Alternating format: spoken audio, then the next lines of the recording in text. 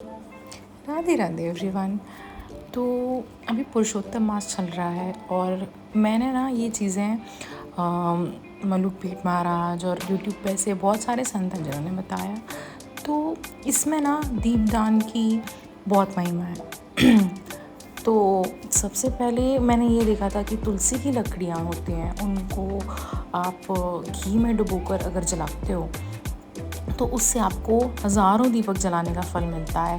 और पुरुषोत्तम मास में सबसे ज़्यादा कृष्ण जी को दीपदान, गौ सेवा, ये सारी चीज़ें बहुत प्रिय हैं। तो मैंने फटाफट से नहाया, फिर मैं सूर्यदेव को जल चढ़ाने जा रही हूँ अभी।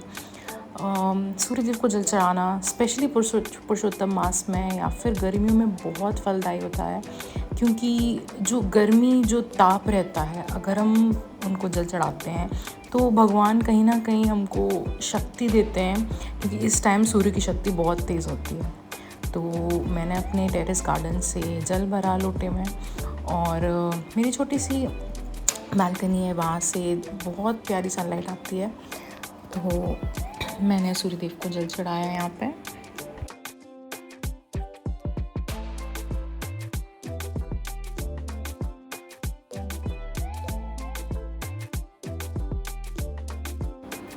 फिर मैं अपने घर के भगवान जी को स्नान कराने आई।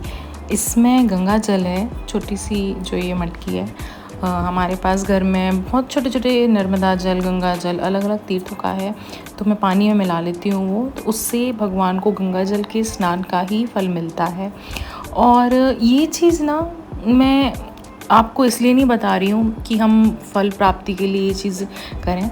मेन इंटेंशन हमारा होना चाहिए कि हम भगवान की सेवा कर रहे हैं, भगवान की खुशी के लिए ये चीज़ें कर रहे हैं। तो ये छोटे से लड्डू गोपाल हैं मेरे, मैं इनको बहुत चाहती हूँ। मतलब ये मेरे लिए, ही इज़ नॉट कोई छोटे से भगवान नहीं है वो मेरे लिए वो मेरे अपने ही हैं। और मैं इनको ना भोलेनाथ के ऊपर बिठा देती हूँ, क्योंकि भोलेनाथ तो हैं ही भक्त के, भगवान कृष्ण जी के। मैं इनको अलग नहीं नहलाती, मैं इनको पास में बिठाल कर ही नहलाती हूँ, क्योंकि भक्त को भगवान की सेवा का भी फल मिल जाता है। और मुझे भगवान कृष्ण जी को और भोलेनाथ को साथ में नहलाने से बड़ा ही प्रसन्न फील होता है अंदर से, कि ऐसा लगता है जैसे दो फ्रेंड्स बैठे हैं साथ में और हम उनको खिला रहे हैं। मैं इनको भगवान जैसे ट्रीट नहीं करती, मैं इनको छोटे बच्चे अपने प्यारे फ्रेंड जैसे ट्रीट करती हूँ। और मैं फिर उसके बाद सारे भगवानों को स्नान करा कर बिठा देती हूँ, जल वापस इसमें डाल देती हूँ।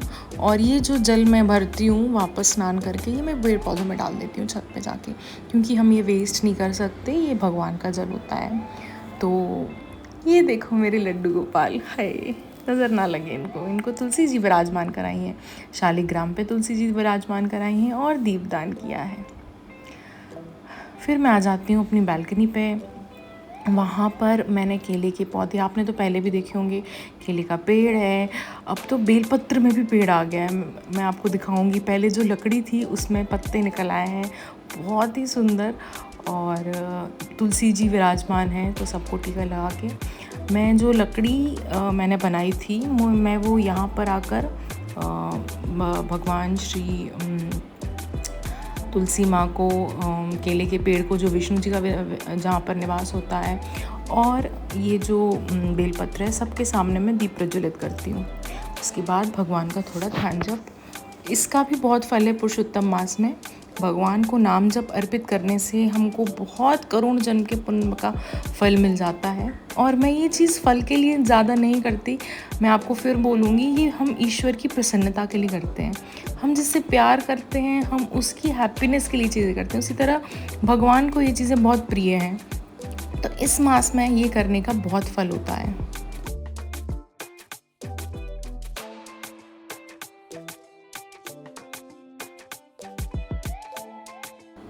बाकी जैसे ही मेरी पूजा समाप्त हो जाती है, मैं भगवान के पैर पड़ती हूँ और मिलते हैं अगले व्लॉग में। Bye bye.